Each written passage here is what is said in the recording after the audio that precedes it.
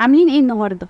لو انت كنت مدرس وعندك تحضيرات كتير وعندك كتب وملفات PDF مش عارف تروح فيها وتيجي منين، ونفسك في حل سريع يوفر عليك وقتك ومجهودك اللي بتضيعه، انا جايه لك النهارده بالحل السريع ده. I love PDF. يلا بينا نشوف هنستخدمه ازاي.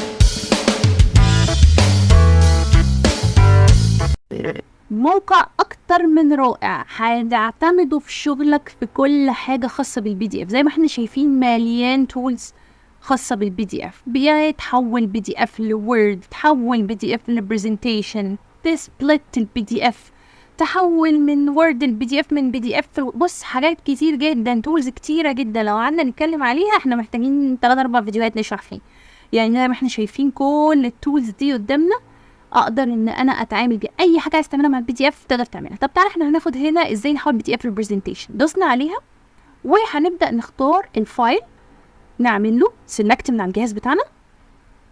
اخترته خلاص، عملت له ابلود. ما ننساش بس ان يبقى حجمه صغير، ما يزيدش عن 15 ميجا بايت.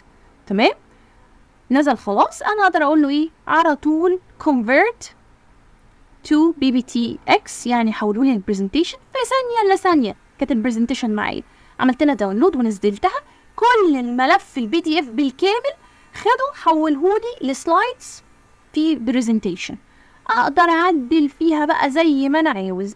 جزء مش عاجبني اشيله، حته مش عاجبني، عنوان مش عاجبني امسحه، حاجه عايزه اعمل لها ريبليس، اقدر اعدل فيه زي ما انا عاوز.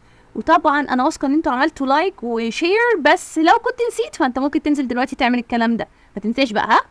بص زي ما احنا شايفين، اقدر اعدل، اقدر اضيف، اقدر اشيل، اقدر اعمل اللي انا عاوزه في ثانيه الا ثانيه حرفيا. ما خدش معايا وقت خالص.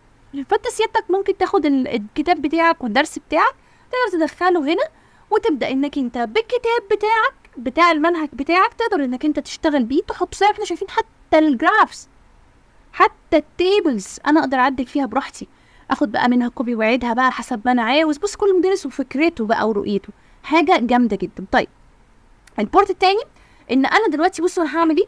هاجي دلوقتي اعمل ابلود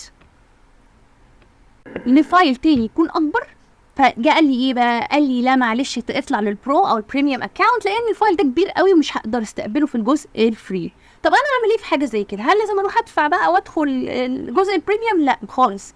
تعالى نرجع تاني للجزء السحري ده. هناخد سبليت PDF.